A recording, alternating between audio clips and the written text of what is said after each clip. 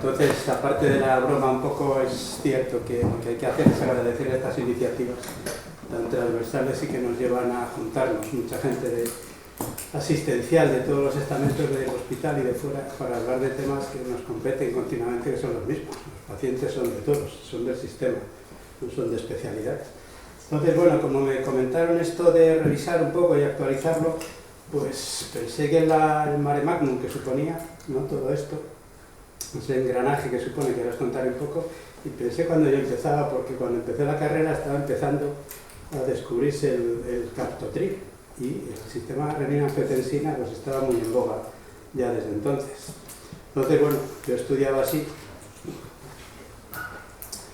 pues con un cafetín, las gafas, una pluma, un libro, iba subrayando y apuntando cosas, no es el sistema de ahora, y entonces ya nos contaban pues, que el sistema renina-angiotensina era pues, un sistema que era fundamental para la vida de los seres humanos, de muchos, no solo de los humanos, de muchos animales, porque aseguraba, ¿no?, la vida manteniendo el sistema de flujo, al fin y al cabo, hacia los órganos vitales y no tan vitales, con una serie de mecanismos se empezaban a comprender de regular la tensión, la expansión del volumen, retener agua, generar sed para mantener esa volemia mantenida, fundamental para el funcionamiento del organismo y globalmente para la reproducción. Una especie que no es capaz de vivir, pues no se reproduce y por tanto se extinguiría, o sea que es fundamental. Los estudios empezaron por un finlandés y su alumno, Bergman, que no sabían qué hacer para el Congreso de Medicina en Moscú, y dijeron, pues podríamos hacer una tesis y hacíamos algo de esto sobre la tensión arterial, que no está claro de dónde viene esto, y bueno, pues machacando riñones de conejos y inyectándoselos, pues se dieron cuenta que algo había en ese extracto de riñón que provocaba aumento de tensión arterial. Le llamaron renina, algo que había ahí procedía del riñón, pero se tardaron luego 60 años más en que paso a paso se fueron descubriendo pues un poco la cadena inicial hasta llegar a la angiotensina, que es un poco el mecanismo más conocido clásico. Ya en el siglo XXI, con los estudios ya genéticos y filogenéticos, pues parece que todo esto procede pues, de cuando los seres vivos empezaron a salir del agua, que era agua salada la mayoría, y por lo tanto rica en agua y en sal, pero cuando salimos fuera, pues faltaba agua, faltaba sal, y en la zona africana, aparentemente, donde empezó la especie humana,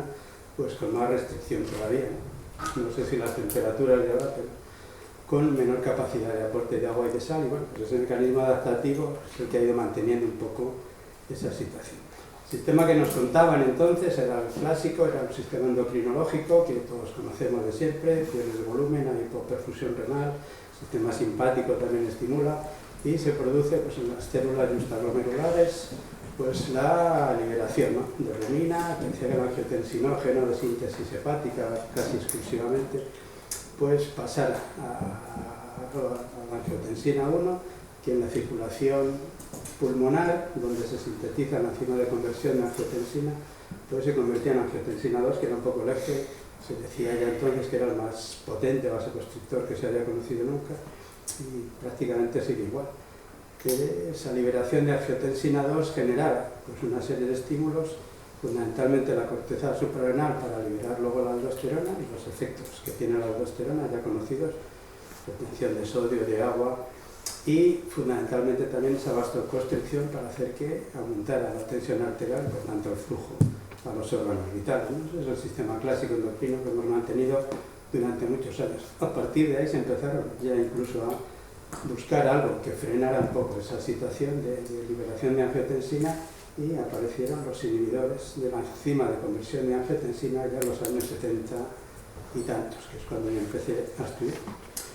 Bueno, pues una vez que hemos visto el repaso rápido, ¿qué ha pasado ahora con el sistema renina-angiotensina?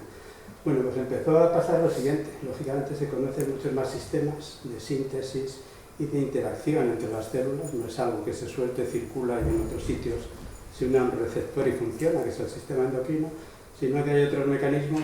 pues como veis ahí, autocrinos, intracrinos, paracrinos, justacrinos, es decir, bueno, entre las células próximas o muy próximas, incluso dentro de la propia célula, se liberan sustancias que generan a su vez una serie de respuestas. Y hoy día sabemos que claramente hay un sistema renina-angiotensina en parte endocrino, que es el más conocido, y en parte con todos estos mecanismos de síntesis mucho menos conocidos. El sistema actual, y esto es una publicación de hace 20 días, es este. Este es el sistema endocrino, exclusivamente. Y a partir de la prolrenina, voy a hacerlo un poco rápido porque lo conocéis casi todo, ¿no? Pero a partir de la prolrenina, que se sintetiza fundamentalmente también en el riñón, se convierte en renina y hace lo que hemos explicado antes, la vía clásica, angiotensina 1, angiotensina 2, pero con una serie de acciones sobre distintos receptores. El receptor 1 de angiotensina con un efecto vasoconstrictor, el que hemos conocido, de retención de fluidos, pero también efectos perjudiciales, de generación de fibrosis, de proliferación celular. Y sin embargo tiene otro receptor, el tipo 2, que hace lo contrario. Es como una paradoja, hago una cosa y la contraria, ¿no? Ese equilibrio, pues es lo que no está tan claro cómo mantenerlo, ¿no? Ese es el sistema clásico, pero sabemos que si frenamos por aquí con los fármacos o espontáneamente, ¿no? También se forma enzima de conversión de angiotensina tipo 2, que también está en el riñón y muchos más órganos, y forma otro tipo de angiotensinas, la 1,9, la 1,7, que tienen a su vez receptores distintos, el MAS-R y el MGRD, con un factor intermedio. Esto es angiotensina, que le cambia el aspartato por alanina, no cambia de nombre, se llama alanina, porque tiene unos receptores. Y si veis los efectos, pues son un poco a veces contradictorios del efecto fundamental del receptor tipo 1. Y que es un sistema de autoequilibrio entre el mismo, depende un poco por dónde desvíes la cadena, pues haces una acción a otra, y lo lógico es que, aunque hagamos efectos beneficiosos con el sistema habitual, posiblemente a la vez estamos haciendo daño mientras hacemos beneficio. Y luego a nivel farmacológico, pues eso tendrá sus implicaciones. Bueno, luego ya el mecanismo es derivarse a la síntesis de aldosterona y ya está. Pero esto que está aquí un poco sale mal, pero bueno, es un poco más rojo. Es un sistema que exclusivamente solo hay en el cerebro, para deciros que hay otras vías metabólicas, que no es la clásica endocrina, con otra serie de enzimas, que es la aminopeptidasa, que convierte otro tipo de angiotensinas, angiotensina 2,10, la angiotensina 3, la angiotensina 4, con otra unión a otros receptores, que son los tipo 4. Si veis, no hay receptores 3, aunque hay una angiotensina 3, pero eso no se ha descubierto, no existe, no lo sabemos. Pero hay otra serie que también tiene un efecto, un vasodilatador, igual que tienen estos receptores, pero no es fundamental. Y con afectación a nivel función a nivel neuronal, porque esta cadena solo se ha descubierto en el cerebro, ¿vale? Se ha descubierto además que la prolrenina tiene receptores directos, que tiene la renina y la prolrenina, los dos al mismo seguramente, pero que tiene unos efectos directos, ya la prolrenina, pero que no parece que sean muy buenos. Algunos a lo mejor sí, pero hipertrofia, fibrosis, apoptosis, y se ha implicado en otra serie de patologías que no simplemente eso. Bueno, un poco el equilibrio que os decía antes, al fin y al cabo, son las vías clásicas, pero esto podemos medirlo, que luego ya nos lo explicarán, cómo medir todo este eje de renina, angiotensina, los índices para darle el valor que tenga, pero no sabemos cómo medir los sistemas tisulares, que se llaman, de angiotensina, que funciona por proximidad, digamos, de la célula donde se va sintetizando. Pues la angiotensina se sintetiza a nivel local también aquí, se sintetiza en otros órganos, y hoy día pues hay varias publicaciones que van apuntando pues a que hay receptores en el corazón, en hígado, en vasos, en riñón para regular la presión intraocular, a nivel cerebral, como os decía, que puede generar daño y estar en relación con Parkinson, con demencias, con cualquier enfermedad neurodegenerativa. La retinopatía diabética también se ha implicado algo, con niveles de prolrenina muy altos. Los diabéticos suelen tener la renina más bien baja, pero sin embargo la prolrenina está muy alta y parece que hay una relación con el daño macular, incluso, en fin, que hay vías locales que se están investigando y que influyen incluso pues esto, en la eclampsia, en el embarazo, en el cuerpo lúteo, en la ovulación, en el conocimiento. Es decir, que los mecanismos ya no son tan concretos de la vía esa clásica que estudiábamos. Incluso en oncología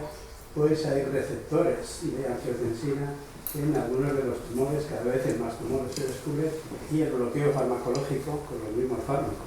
que usamos para la hipertensión, digamos, o para el fallo renal, pues hacen que se controle también algún tipo de tumores, como veis, de ciclo muy variable. No solo eso, sino que lógicamente hoy día con los conocimientos genéticos pues sabemos que mucha población pues tiene un polimorfismo genético en distintos tipos de genes para la angiotensina, digamos, que lógicamente esta mezcla hace que la población sea totalmente variada y que pueda explicar el por qué a veces unas personas responden mejor, peor a los distintos tratamientos que conocemos hoy día. Sabemos que podemos bloquearlo en distintos mecanismos, no voy a entrar ahí, que luego nos lo explicarán mucho mejor, pero no tenemos claro hoy día si el sistema renina-angiotensina nos sigue protegiendo o es un perjuicio para nuestro organismo. No sé si acabaremos saliendo del planeta a vivir en otros, que a lo mejor hay menos agua y menos sal y nos vuelve a ser beneficioso, ¿no? Pero no tenemos tan claro la complejidad del sistema renina-angiotensina. Sabemos que es beneficioso lo que hacemos después de muchos años. El Captopril, digamos, el Captopril lleva en el mercado 50 años, eso demuestra su eficacia, evidentemente, en reducción de eventos cardiovasculares, renales, pero a lo mejor a la vez generamos un daño progresivo que vamos viendo a medida que la población sigue viviendo más años. Entonces, bueno, esa parte beneficiosa y perjudicial es la difícil de controlar. Y nada más, no quería extenderme más que eso.